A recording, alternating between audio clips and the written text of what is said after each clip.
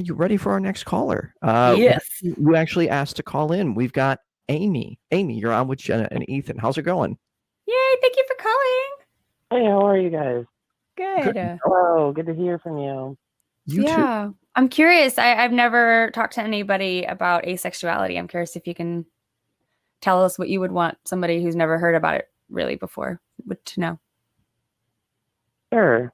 I mean, it's kind of simple. I just, in my life, I've never ever had some sort of desire or lingering curiosity to, engage with people in that way. I've always been more fascinated with the minds of people and the way that they make you feel. And I've always felt that sex is something that you, at least in the relationships that I've seen, that like it was used as a way to try and fix things or to hold over someone's head, like as a leverage or as a tool rather than like a connecting one. And so I felt like if you can fall in love with the person that, like who they are 99% of the time, and you love them for who they are that way, that really is what I look for anyway. And that's what's kept me in my relationships the way that they are. And, once it's not about, I guess, like a common meeting ground, it's really about getting involved with the person that you want to spend your life with. May I ask, do you experience like sexual attraction? Well, I mean, I think of things, I'm an artist, so I think of things in a beautiful sense, or, I'm pretty happy with things that people may have, like I tend to gear towards women, and I like very, but, I'm wide variety ridden with that, but specifically like, anything that sexually attracts me, not really, I wouldn't say. I'm not attracted to like body parts, but it's mainly just a mental thing. And, whatever skin suit you may have, it's just that aesthetic, like, I mean, of course, myself, I do have like preferences on, are they, into the same kind of media or the same type of literature as I am? Are they,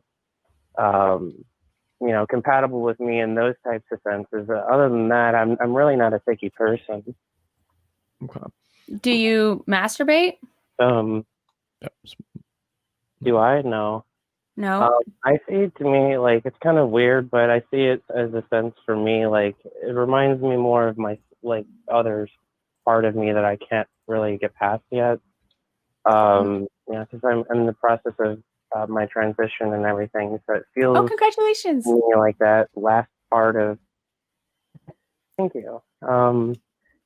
It's like that's a part of me that has just always felt like obtuse, and the best I can describe it to anybody who may not be in my predicament, it's like when you go and you find a Halloween costume that's just so foreign and so not you and so very unflattering to your natural self that you put this costume on and you get faced with a broken zipper. And the more that you do, like through makeup or through how you change yourself in that meantime, might get you closer to your goal, but ultimately you still feel like there's a lot more to yourself than what you really have been given.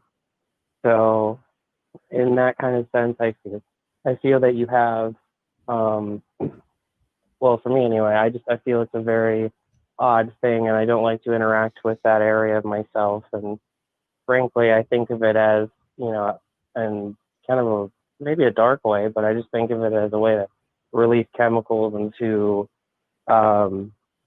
essentially like reduce my masculinity, if that makes sense.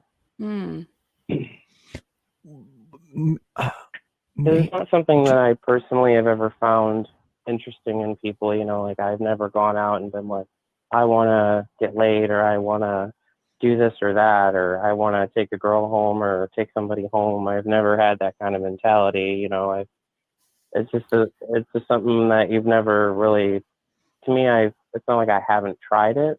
I personally didn't enjoy it, and it wasn't something that, I signed myself up for, after that. You said you don't enjoy it? My peers and... Sorry. I'm sorry? I'm sorry, I thought you were done. I was just asking. You said you don't enjoy it. You wouldn't enjoy it? No, I didn't enjoy it. Yeah. May I ask how being asexual impacts your relationships with people? Well, it kind of puts a dent, and it's something that I'm actually working on in my relationship right now. Actually getting married in a few weeks, and Congratulations. the big thing for thank you. I'm very excited myself. I never really thought I'd be here, but I think patience is a virtue, and I think that really being selective can help you. Um, if if you're willing to wait, I guess, and I have a little bit of luck. But um, for me personally, no, I haven't really enjoyed it in the way that in fact impacts my life. It just makes it really it makes it difficult because my partner comes from a background of being more sexually expressive and has these certain things about her that we both have an understanding from the get-go that I'm not this way and I don't see things this way, but she learned to live and love the way that I've experienced it, and so far we're just working out our comfortability levels, and we're trying to actively talk about our feelings. And one of the things that kind of puts pressure on me is it's like, I do want to make her happy, and I'm just not there mentally yet to put myself in that position. Right. Where she's someone that is waiting, for that specific time. And I think once my surgeries or my transition is a little further, and like things are a bit different in that sense, I wouldn't doubt in the future I may have these feelings or have the comfortability with myself. But personally, I've always had like a self-confidence and or self-imagery issues, and I'm sure everyone has to a degree, but it's really made me go, and ever since I've identified as trans at the age of 16, I'm 28 now, so I mean I've literally done everything in my power to kind of push away what I didn't like about myself, and those are probably the last remaining pieces I feel I need to work on. But to me, I guess it's kind of like a robotic sense where I would think of it as a way to make a child or a way to, to really Kind of mechanical. between someone. Yeah, exactly. So I didn't really see it as something of a connection, like even when I was young, I just always thought of people and getting involved with how they felt. And, I'd rather wake up with someone who's into the same stuff as me or, Right. Compatible material as me. And I can love for such a longer time than some people who argue all day and they never get along, and they have that 1 hour in the bedroom to themselves and then they get along. I've Right. always wanted, I guess I'm a little bit more greedy in that sense, but So you would be opposed to an open relationship? to me, I would not be against the idea of it, but by the same token, I know my partner wouldn't be. And for my specific views, like I'm in love with the person, that I'm with, and she's very, catering to my mental states and is very supportive on everything that I do. And she's helped me evolve into a better form of myself I didn't think I had in me. And if for some strange thing happened in the future where, she may want uh, another person involved who may be somebody that could be a third that we would both like, I mean, I wouldn't say no. I wouldn't be Okay. opposed to that. But by the same token, I don't really think that's the way that she would swing personally. Right. Question from actually two questions from our audience. Cuddling and kissing, where are you at on that? Well, we do those things. You know, like I definitely like to cuddle up next to people and show affection, and I guess it's more or less like the best way to describe it is, to me anyway, I just, you know, we'll hug, we'll kiss, and you know, we give massages and stuff, but it doesn't really go much further than that. You know, like we don't really see, I guess, anything else involving like, you know, touching of specific areas. It's just Right. seen as like a little bit sexual. So we try to refrain from things like that. But other than that, that's usually what we, you know, thrive on. Is, you know, my fiance will hound me for kisses every day, and if I don't give them, then I get a grumpy fiance at me. But at the same time, you know, it's just little things, I think, you know, that make the day go by, and we always leave the house and we kiss each other and we say we love each other, because we never know when we're going to see each other next. So, Sounds like you got a good relationship. anything else goes. I mean, I'm sorry.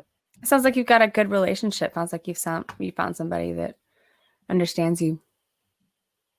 Yeah, no, I'm not easy by any goings of the way I do things. Nobody is. It's a big, it's a big learning curve for sure for the both of us. But you know, I feel one day I might be confident enough to be more sexually expressive towards her, and I hope that with anyone listening, that it's not weird if you don't exactly have a preference or have a desire. At least in my eyes, I think of it as, you know, like maybe it's just something that's never occurred to you. And in my case, it wasn't something that I've ever focused on. You know, like my parents were never people that like presented this topic to me, and everything I've kind of learned about it was through my siblings or through you know, like books and stuff like that, or media. So I don't know. I mean, I'm very fortunate to be in the predicament that I'm in, but I hope sometime soon in the future I might be able to change some of the things I don't like. I mean, maybe, but I kind of like who you are right now. Well, awesome. I mean, you know, I've been a huge fan of the secular movement and the, you know, the atheist experience itself, and anybody that's been a part of the ACA is, you know, that I follow religiously.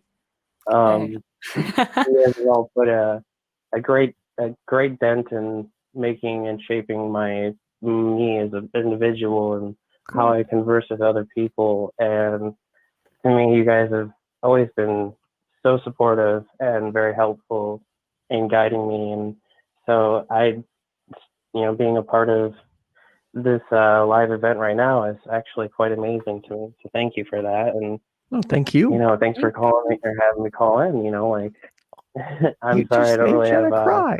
a more scripted answer for y'all, but I'm pretty real, and I'm speaking from the heart directly, and I can think tell. that's what's important in these kind of events, you know.